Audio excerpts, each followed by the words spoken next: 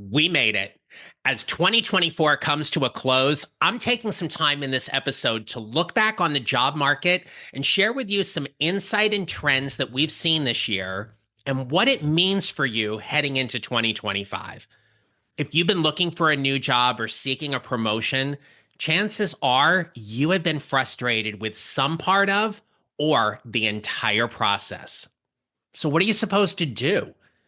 Well, let me offer you this. What if 2025 was the start of your second act?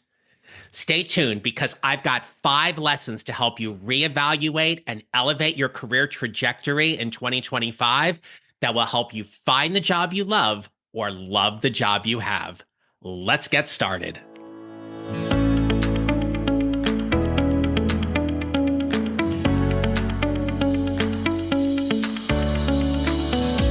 Happy New Year, my friends. This is the Mid-Career GPS podcast, and I'm your host, John Nerrill. I help mid-career professionals like you find a job they love or love the job they have using my proven 4-step formula.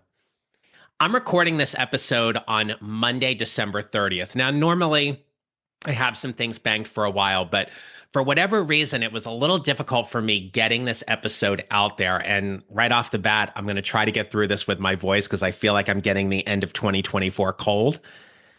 But yesterday, we learned that President Jimmy Carter passed away at the age of 100. And when I think about his legacy and I think about his brand and what he means to so many people, is that in that second act, you have an opportunity to redefine, reshape, strengthen whatever it is that you want to do. He is more often known for what he has done outside of his presidency than what he did during the 4 years he was in office. And so I open today with this very simply because what if this new year was an opportunity for you to play differently, stronger, more intentional than you have ever done in your career? If there's something you want to reshape or redefine, we can do that. If there's an opportunity for you to focus in one particular area, go for it. If there's one theme that I have going into 2025 for myself, it's about keeping things simple, right? Not overcomplicating things, whether it be in my business or in my personal life. I feel like this past year has been like we had to do so much and we don't. We just need to be more focused and concentrated on what is immediately and directly ahead of us. So with that, if you are listening to this podcast for the first time, so glad you're here. We start season 5 next week. We have over 275 episodes banked. Hope you'll go back and pick some favorites and check them out. If you've been here for a while, thank you so much for being along this journey with me. I am excited for what I have in store for you on this podcast in 2025. So, what have we learned this year? Well, the first thing is that applying for a job has been more frustrating than ever. If you are the person who is applying for jobs, on LinkedIn or Indeed, you know that you are having to navigate an AI tool called an applicant tracking system. You are coming up against bots. You are coming up against hundreds of people who are applying for the same position. More than likely, these are automated responses, and you are getting lost. And so then all that work and that effort that you're telling everybody, well, I've applied for so many positions and all that, becomes futile. And you're sitting there and you're asking yourself, how do I get noticed? How do I get to the top of the list? Well, one thing that we have absolutely learned in 2024 is that the power of your network and how your network talks about you is more important than ever. If you do not have a core group of people who are advocating for you and supporting you, what I want to offer you in this new year is to start building one. Build that core 4, core 5 individuals and dig deeper into their network to see who might be a great connection for you and vice versa.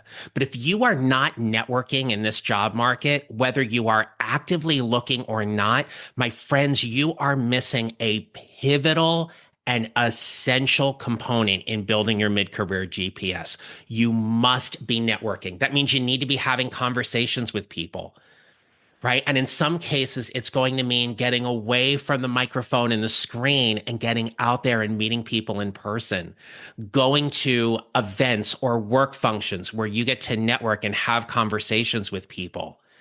But it is about building a strategy to network. And again, keeping that as simple and intentional as possible. For my clients this year, what we've seen more often than not has been when they have tapped into their network, doors opened.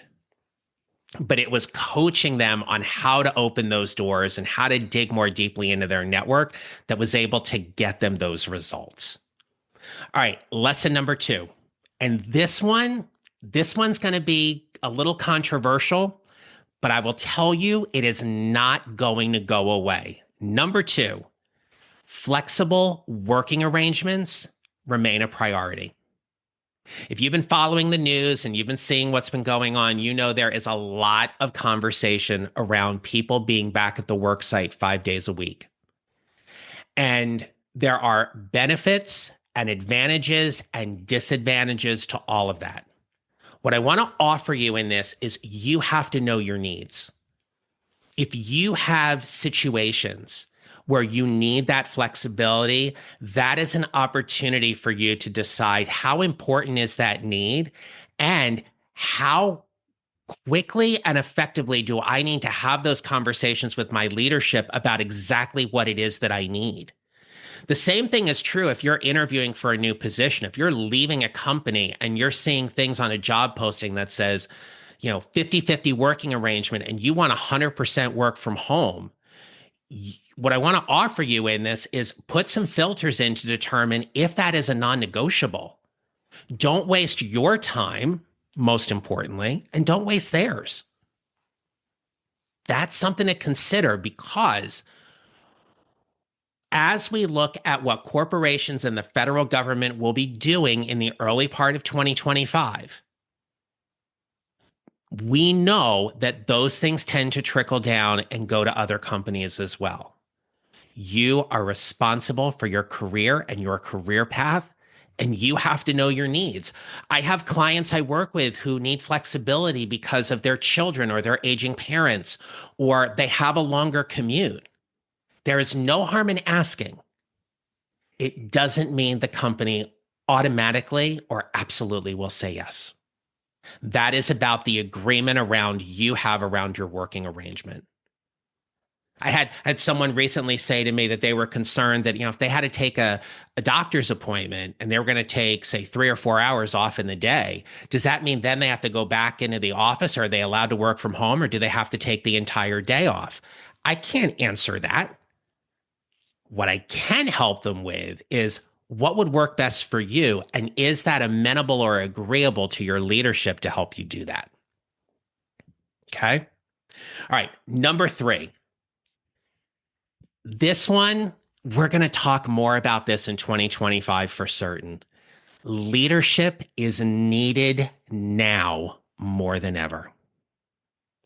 And I want you to listen very carefully to this because everybody has an opportunity to lead. You do not need the title of a manager, director, vice president, senior vice president, senior director. You don't need the title in order for you to lead. People are watching. They are watching to see how you show up as a leader. It is your job to stand out and do that. How are you showing up as a leader, and what does that mean for you? What I want to offer you here is that heading into 2025, leadership will be more at the forefront of every conversation, whether you are interviewing for a new job or not. If you are looking to elevate your career, I want you to think about where are you leading within your current organization, and where could you be leading? And why is leadership needed now more than ever. And why is that leadership necessary? You and I both know that it's so easy for us to get wrapped up in Instagram reels and sitting there with the popcorn and reading through the comments because on some level we sit there and go, "Oh, look at how everybody's upset and everybody's frustrated." We know that doesn't help. What I'd be looking for is I'd be looking for the people who are strategically and intentionally having the conversations within their organization to solve the problems by demonstrating their leadership rather than tearing everything down. We can become so reactionary in this climate right now. And I get it. On some levels, it's absolutely understandable and warranted, it may seem.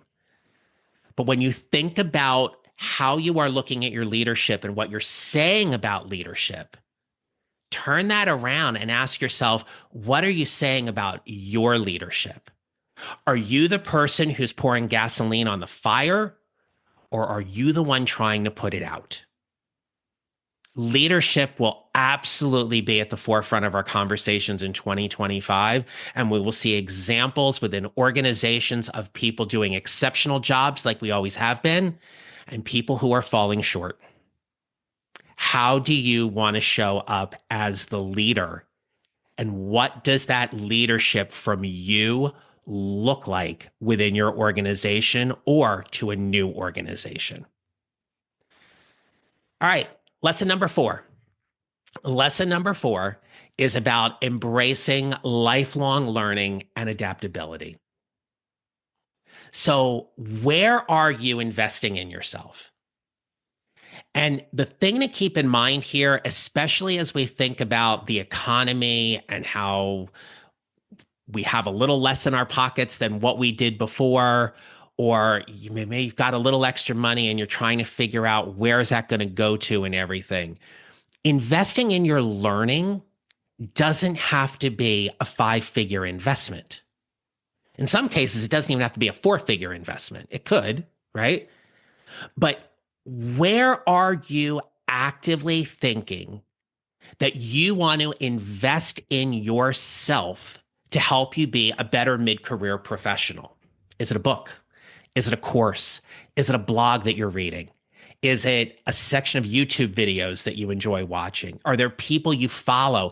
Is this podcast part of your lifelong learning? This podcast doesn't cost you a thing, okay? Like, what is it that you're doing? How are you feeding yourself with information that you then in turn get to make that of value to your team, clients, leaderships, and organizations because of how you are being fed? Just like last week, a couple weeks ago, I launched a brand new, it's a journal. I put it out on Amazon. It's called 30 Self-Coaching Questions for Mid-Career Professionals, right? The journal's doing really, really well. So if you've gotten the journal, thank you so much. If you've gotten it, do me a favor, please leave a rating and review on it. The journal is $7.95. Okay. For the price of a really expensive cup of coffee, you could get a tool that could help you this year figure out what may be the next step for you so you can find the job you love or love the job you have. There are so many things that are available, and oftentimes, and I see this happen more and more, that because we're so busy and because we're so stressed, that the default becomes, I'm going to let my manager or leadership take care of that for me. If they want to develop me, they'll figure it out. That is absolutely the wrong thing to do. If you are depending on somebody else to be responsible for your professional development, you will be left behind. You will not be considered for promotions. You will not be considered for opportunities because your leadership will look at you as a checklist of things they believe you want them to do for you. And I can tell you time and time again, that's a huge mistake. You must be responsible for your own learning and development, right? And so whatever your situation or circumstance is, acknowledge that.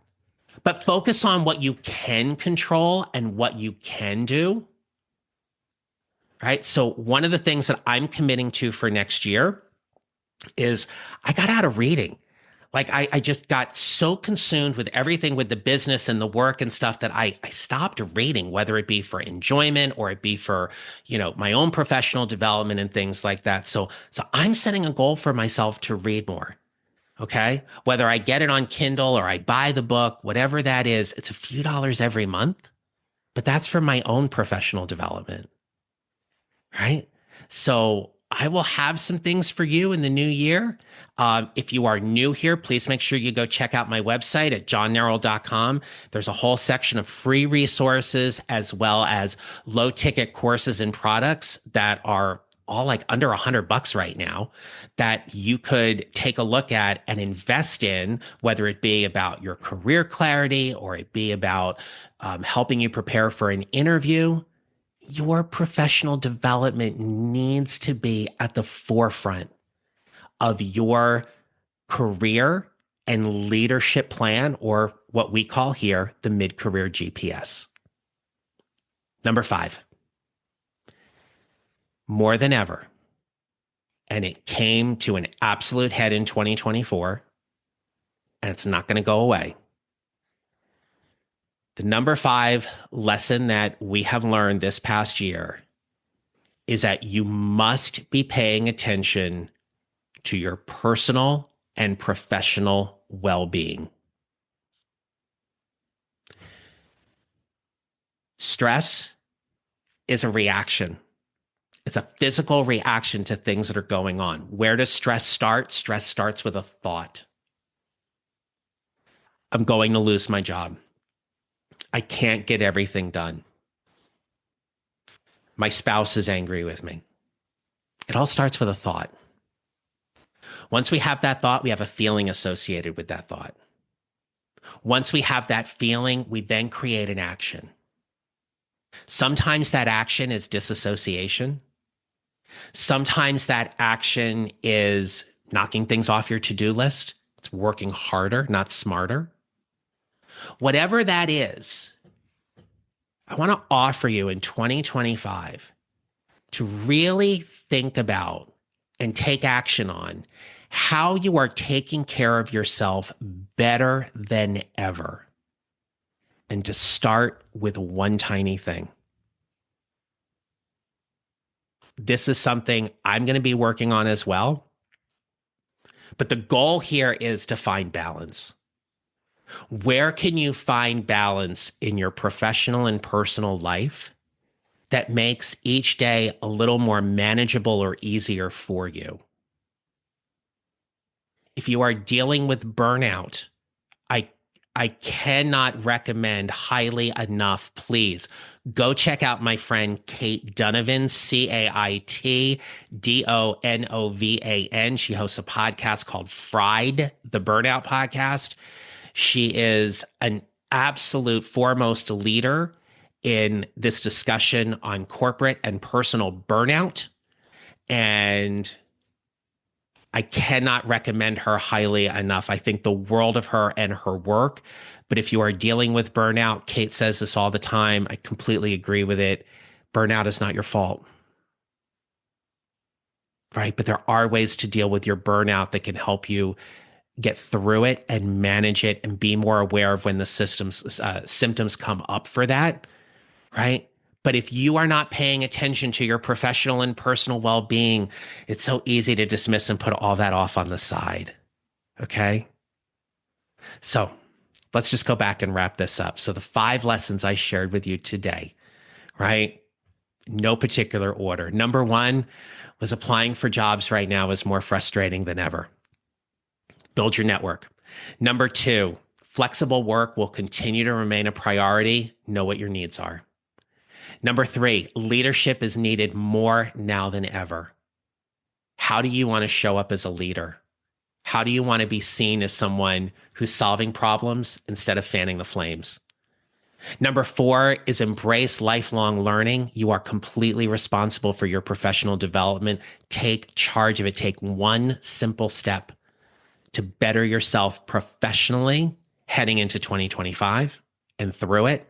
And then lastly, continue to focus on your personal and professional well-being. Mental health is so important.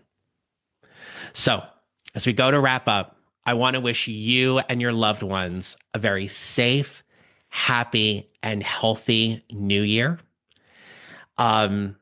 This is always one of those times we turn the calendar, we turn the page. It's just another day. In the scheme of things, it's just another day.